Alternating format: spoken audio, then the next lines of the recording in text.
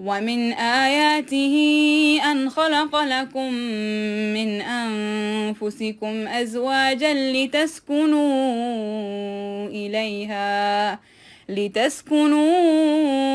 إليها وجعل بينكم مودة ورحمة.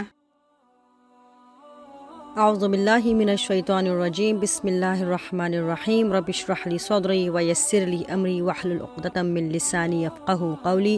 السلام علیکم ورحمۃ اللہ وبرکاتہ۔ اکنا سسٹرز کی جانب سے پیش کردہ سیریز اپنے گھر کو جنت کیسے بنائیں کہ پچھلے حصے میں ہم نے دیکھا تھا کہ نکاح کے مقاصد اور اس کی ذمہ داریاں کیا ہیں۔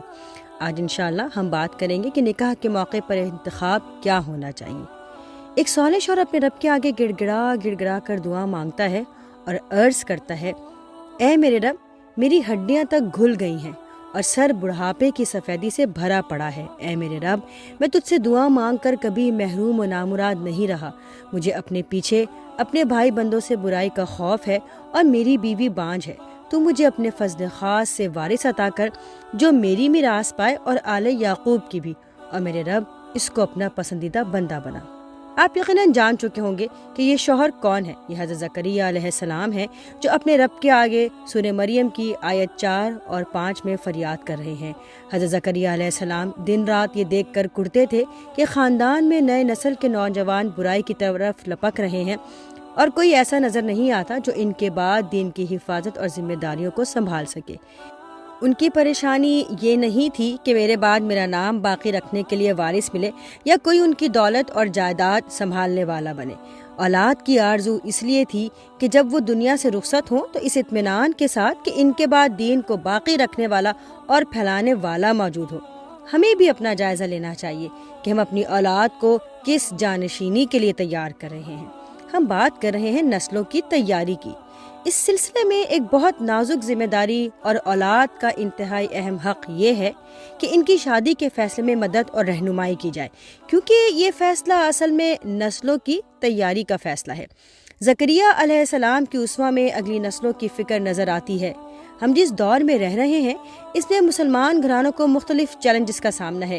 بعض دفعہ گھر میں شادی کی بات ہی نہیں ہوتی، یا کبھی والدین اپروچبل نہیں ہوتے، یا پھر بچے اپنے خیالات کا اظہار نہیں کرتے۔ والدین کی ذمہ داری ہے کہ وہ اولاد کی تربیت میں شادی کے مناسب وقت اور صحیح انتخاب کے پہلو پر خاص توجہ دیں۔ انتخاب چاہے والدین کی طرف سے ہو یا بچوں کو اس سلسلے میں مشورہ دینا ہو، فیصلہ قرآن اور سنت کی روشنی میں ہونا چاہیے۔ یہ بات غور طلب ہے کہ اس فیصلے کا انحصار صرف دو انسانوں کے ایک ساتھ زندگی گزارنے پر نہیں ہے، بلکہ دنیا میں اسلام کی بقا اور سلامتی بھی اس پر ڈیپینڈ کرتی ہے۔ ہمارے پیارے رب نے ہماری رہنمائی کے لیے سورہ بقرہ کی آیت نمبر 221 میں فرمایا ہے، اور تم مشرک عورتوں سے ہرگز نکاح نہ کرنا جب تک کہ وہ ایمان نہ لے آئیں۔ ایک مومن لونڈی مشرک شریف ذاتی سے بہتر ہے اگرچہ وہ تمہیں بہت پسند ہو، اور اپنی عورتوں کے نکاح مشرک مردوں سے کبھی نہ کرنا جب تک کہ وہ ایمان نہ لے آئیں۔ ایک مومن غلام مشرک آزاد سے بہتر ہے اگرچہ وہ تمہیں بہت پسند کیوں نہ ہو۔ یہ لوگ تمہیں آگ کی طرف بلاتے ہیں اور اللہ اپنے فضل سے تمہیں جنت کی طرف بلاتا ہے، اور وہ اپنے احکام واضح طور پر لوگوں کے سامنے بیان کرتا ہے۔ توقع ہے کہ وہ سبق لیں گے اور نصیحت حاصل کریں گے۔ مرد اور عورت کے درمیان نکاح کا تعلق صرف ایک شہوانی تعلق نہیں ہے، بلکہ یہ ایک گہرا اخلاقی، قلبی اور سوشل تعلق ہے جو کہ ایک دوسرے کے خیالات، اخلاق اور زندگی پر گہرا اثر ڈالتے ہیں۔ مثلا ایک مومن اگر مشرکہ سے نکاح کرتا ہے اور اگر وہ اپنے ایمان اور علم میں مضبوط ہو تو ایسی صورت میں وہ اپنی بیوی اور کسی حد تک اپنے سسرال والوں کی اصلاح کر سکتا ہے، ورنہ مرد مغلوب اور عورت اس پر غالب آ جاتی ہے۔ اور اگر دونوں اپنی اپنی جگہ اپنے خیالات میں پکے ہوں تو ان میں ہر وقت ایک ٹگ آف وار جاری رہتی ہے، اور اگر دونوں ڈھیلے ہوں تو توحید اور شرک کے درمیان سمجھوتا ہو جاتا ہے۔ نبی اکرم صلی اللہ علیہ وسلم نے بھی اپنی امت کے سامنے فیصلے کا پیمانہ رکھ دیا ہے۔ بخاری میں حضرت ابو ہریرہ سے مروی ہے، نبی اکرم صلی اللہ علیہ وسلم نے فرمایا، عورت سے نکاح 4 چیزوں کی بنیاد پر کیا جاتا ہے: اس کے مال کی وجہ سے، اس کی خاندانی شرافت کی وجہ سے، اس کی خوبصورتی کی وجہ سے، اور اس کے دین کی وجہ سے۔ تو دیندار عورت سے نکاح کر کے کامیابی حاصل کر، اور اگر ایسا نہ کرے گا تو تیرے ہاتھوں پر مٹی لگے گی، یعنی آخرت میں تجھ کو ندامت ہوگی۔ یہ بات سنجیدگی سے سوچنے کی ہے کہ کس بات کا لحاظ کریں اور کس حد تک کریں۔ ہر مومن یہی جواب دے گا کہ فیصلہ تو نبی اکرم صلی اللہ علیہ وآلہ وسلم کی طرف سے آ چکا ہے، تو کیا باقی باتوں کو نظر انداز کر دیں؟ یہ بات تو سمجھ لینی چاہیے کہ مکمل طور پر کسی بھی بات کو نظر انداز نہیں کر سکتے۔ مال کو اللہ سبحانہ و تعالی نے خیر اور فضل کہا ہے، زندگی کا قوام کہا ہے، مال کو تلاش کرنے کی قرآن میں ترغیب دی ہے۔ بعض دفعہ مال کی وجہ سے انسانوں میں مختلف عادات اور اطوار بھی پیدا ہوتے ہیں۔ خاندان اور نسب کا لحاظ بھی رکھنا چاہیے۔ بہرحال تمام انسان ایک ماں باپ کی اولاد ہیں، کسی کو کسی پر محض نسب کی وجہ سے برتری حاصل نہیں ہے۔ ذات اور برادری کا غرور کم علمی اور جہالت کی پیداوار ہے، لیکن بعض دفعہ بعض کو بعض پر ترجیح دینے کی معقول وجوہات ہو سکتی ہیں، اور اگر ضرورت پڑے تو ایسا کیا بھی جا سکتا ہے۔ اگلی بات ہے خوبصورتی کی۔ فیصلے کے لیے سب کچھ شکل و صورت ہی نہیں ہونی چاہیے، لیکن یہ بھی حقیقت ہے کہ شکل و صورت کو اگنور کرنا بھی صحیح نہیں ہے۔ دانائی اور بصیرت کا تقاضا یہ ہے کہ غور و فکر کے بعد سنجیدگی سے جذباتی دباؤ کے بغیر زندگی بھر کا فیصلہ کریں۔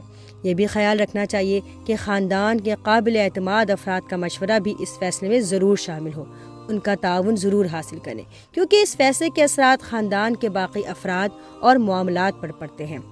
یہ اولاد کا حق اور والدین کا فرض ہے کہ وہ ہر طرح کے دباؤ اور جذبات سے متاثر ہوئے بغیر اطمینان سے فیصلہ کریں، جلد بازی سے کام نہ لیں۔ کبھی زبان سے ایسے الفاظ نہ نکالے جائیں کہ زندگی بھر پچھتانا پڑے۔ زبان سے نکلے ہوئے الفاظ کمان سے نکلے ہوئے تیر کی طرح ہوتے ہیں۔ مال اور دولت، خاندان اور برادری اور حسن و جمال سب کا خیال رکھیں، لیکن دینداری اور اخلاق کو نظر انداز کر دیں تو یہ ایمان کی ناقدری ہوگی۔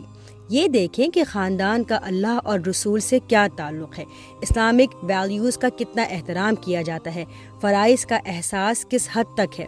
سب کچھ ہو اور دین و اخلاق نہ ہو تو فیصلہ کر لینا چاہیے کہ ایسے گھرانے میں رشتہ نہیں کریں گے۔ ایسے گھرانے سے خیر کی کیا توقع کی جا سکتی ہے جہاں دلوں میں خدا کا خوف نہ ہو، زندگی میں دین کی کوئی چھاپ نہ ہو، اللہ اور رسول کا ذکر نہ ہو۔ کسی کو رد کرنے یا قبول کرنے کا پیمانہ اللہ اور رسول اکرم صلی اللہ علیہ وآلہ وسلم کی ہدایات ہوں گی، کیونکہ یہی رویہ دنیا میں بھی سکون کا باعث اور آخرت میں نجات کا سبب بنے گا انشاءاللہ۔ آپ صلی اللہ علیہ وآلہ وسلم نے فرمایا، ترمذی کی حدیث ہے، جب تمہارے یہاں کوئی ایسا شخص نکاح کا پیغام دے جس کے دین اور ایمان سے تم مطمئن و خوش ہو تو اس سے بچے کی شادی کر دو۔ اگر تم ایسا نہ کرو گے تو زمین میں زبردست فتنہ اور فساد پھیل جائے گا۔ اللہ سبحانہ و تعالی ہمیں رشتوں کے چناؤ اور دین کی بقا کی اہمیت پر توجہ دینے کی توفیق عطا فرمائے، آمین۔ وما علینا الا البلاغ۔ انشاءاللہ اگلی بار ہم اس تعلق میں بندھے مرد اور عورت کے مقام پر بات کریں گے۔ السلام علیکم ورحمۃ اللہ وبرکاتہ۔